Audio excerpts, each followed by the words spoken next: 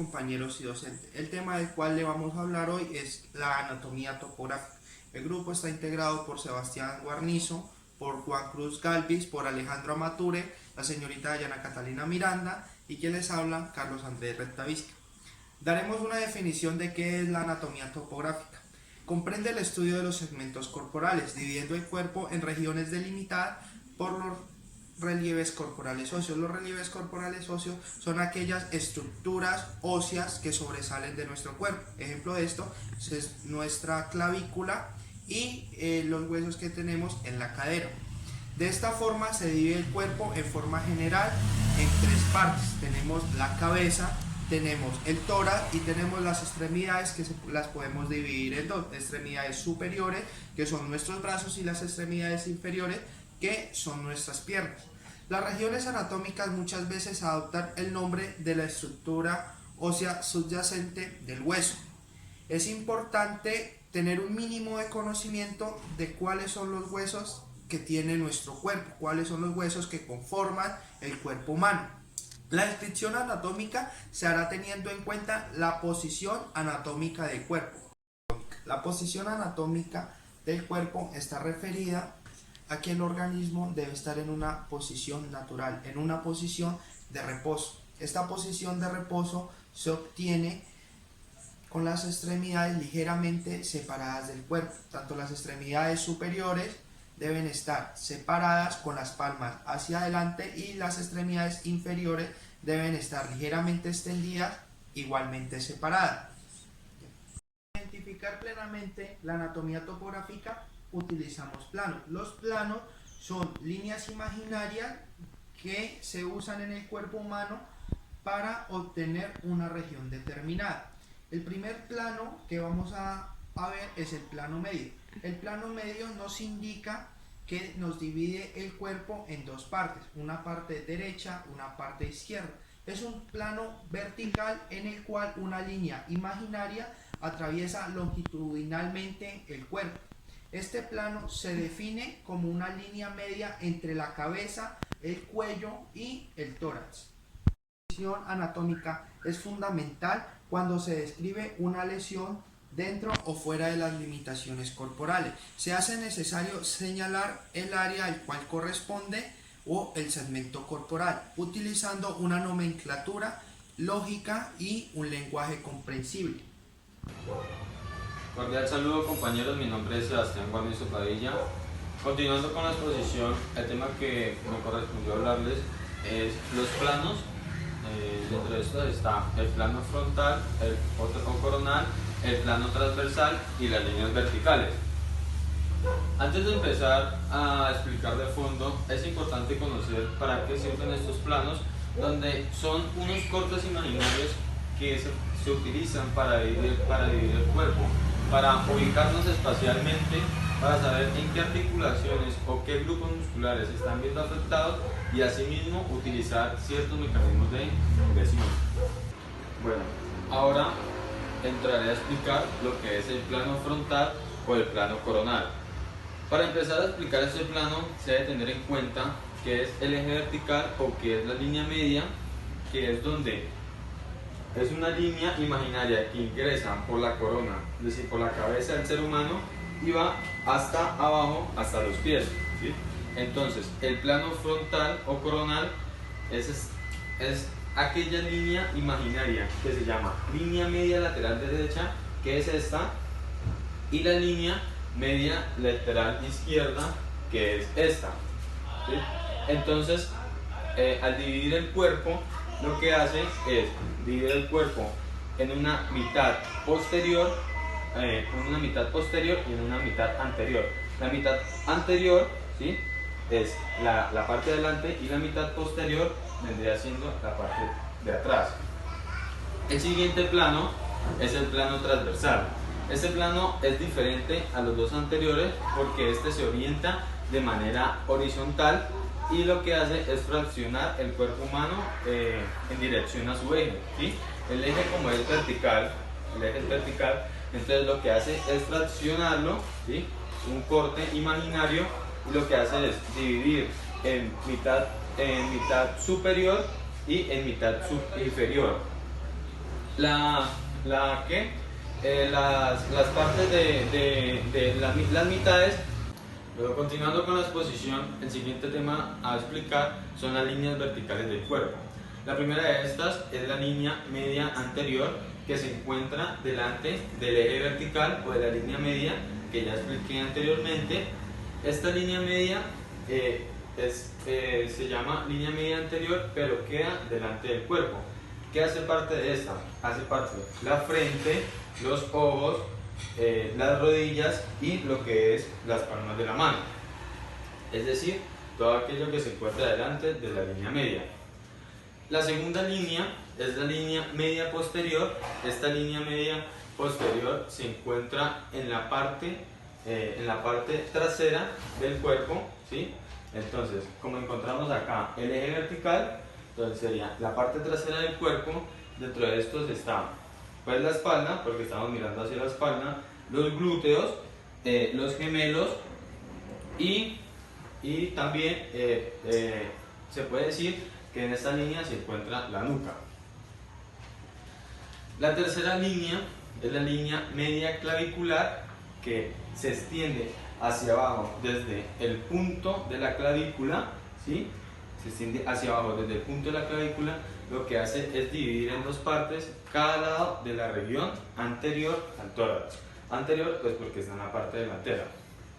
La cuarta línea es la línea media lateral. Esta línea, pues son las que se encuentran a los lados del... Siguiendo con las líneas anatómicas, ahora las líneas horizontales. Bueno, en el caso de las líneas cuya definición geométrica es una sucesión continua de puntos, en el caso de la anatomía topográfica la utilizamos en dos sentidos. Primero, para definir áreas o regiones delimitadas del cuerpo, como por ejemplo la línea esternal, que es la línea que divide el tórax en dos mitades, pasa por el centro del esternón. Dos, para definir estructuras corporales que tienen una semejanza, un aspecto más o menos lineal, como la línea alba abdominal, que va, una vez finaliza el esternón, pasando por el ombligo hasta el pubis. Recordar la importancia es que cuando se reconoce una lesión fuera o dentro de los límites corporales, se debe utilizar esta nomenclatura para hacer un término más comprensible a todos los practicantes de las ciencias forenses. La clasificación más acertada dentro de las líneas horizontales, líneas anatómicas de la anatomía topográfica, nos divide el cuerpo humano en 8 líneas, las cuales son las siguientes. Línea bimaleolar, que es aquí a la altura del tobillo, es justamente en los maleolos. Los maleolos es la parte inferior de las tibias y el peroné, la parte circular del hueso, parte inferior. Seguimos con la línea bicrestal. La línea bicrestal está justamente a la altura de La línea bicrestal está justo a la altura de la pelvis. Las dos zonas más extendidas de la pelvis, puntas, se llaman ilíacas, en la parte superior. La línea imaginaria que las une es la línea bicrestal. Seguimos la línea intercostal, está a la altura de las costillas, en los músculos intercostales. Línea bimamilar a la altura de los pezones. Línea biacromial que une los dos cromios, básicamente quiere decir mide la anchura de los hombros. Línea interauricular, las aurículas son dos cavidades del corazón a la parte superior, interauricular, y la línea biciliar a la altura de la vista. La clasificación para los huesos del cráneo es la siguiente: frontal, malar, los maxilares y justo aquí debajo la mandíbula. Asimismo, parietal, occipital y temporal.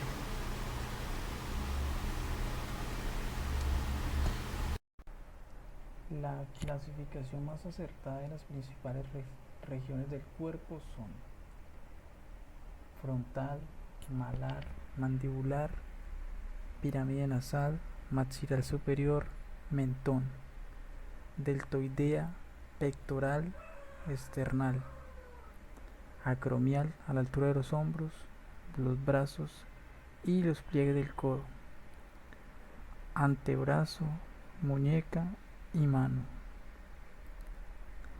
abdomen, la región inguinal y la región pubiana. La enumeración de todos los dedos: primero, segundo, tercer, cuarto y quinto. Las extremidades inferiores: muslo, rodilla y pierna, tobillo y pie. En su cara posterior, huesos parietal, occipital y la región de la nuca, nucal. Cuello posterior, región interescapular, es la región a la mitad de las escápulas, huesos que sobresalen en la espalda. La región escapular y la región infraescapular es la región inferior a estos huesos. Brazo, codo, antebrazo, muñeca, mano. Los lumbares, glúteos y muslos. Pliegue del popliteo, pierna y pie. Talón.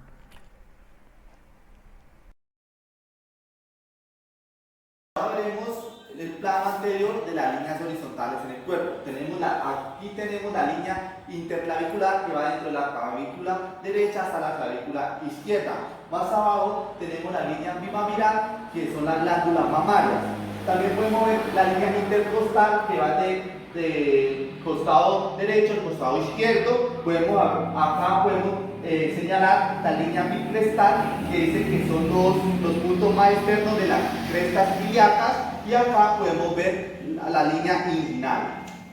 Vamos a hablar de la línea del plano anterior de manera perpendicular en una línea imaginaria. ¿Para qué nos sirve? Nos sirve para describir topográficamente el tórax, el abdomen bajo y algunas regiones del cuerpo. Ahora comenzaremos con una línea perpendicular que se llama la línea media anterior, que va desde el borde del esternón y se hace una línea imaginaria perpendicularmente, desde acá hacia abajo y hacia arriba. Después seguimos viendo la línea medio clavicular, que se toma desde la mitad de la clavícula y se hace una línea imaginaria perpendicularmente. Y por último tenemos una línea medio axilar, que va a lo largo del pie de la axila hasta pasando el pectoral mayor inferior. Ahora veremos las líneas del plano posterior, que son líneas imaginarias de manera horizontal. La primera línea que veremos es la línea intercromial, que de manera horizontal, desde el hombro izquierdo al hombro derecho, una línea imaginaria horizontal. La segunda línea que encontraremos es la línea interescapular, que la encontramos en el espacio situado de los omoplatos, como se conoce comúnmente como la paleta, de manera horizontal, una línea imaginaria. La tercera línea, la línea intercostal, que es una línea imaginaria horizontal que va desde el costado izquierdo al costado derecho. Y por último tenemos la línea bicrestal, que son los puntos más externos de la cresta ilíacas. Ahora hablaremos de los puntos de referencia para tener en cuenta en el momento de las lesiones causadas en el cuerpo. En este caso tendremos el plano anterior. Aquí podemos encontrar la horquilla esternal, acá podemos encontrar el apófisis sifoides, acá el reborde costal, el ombligo y el pubis. En práctica todos los conceptos vistos con anterioridad, vamos a mirar cómo sirven estos para ubicar las lesiones en el cráneo principalmente. Bueno, para ubicar las lesiones en el cráneo tenemos que dividirlo en 5 regiones principalmente. La primera región que se puede limitar para identificar o describir las lesiones es la región frontal derecha, que es aquella que encontramos a 3 centímetros de área biciliar, es decir, aquella línea que divide las cejas por la mitad, y a 3 centímetros de la línea media anterior, que es aquella que divide el cráneo en dos. Es decir, que podríamos ubicarla más o menos a este sector.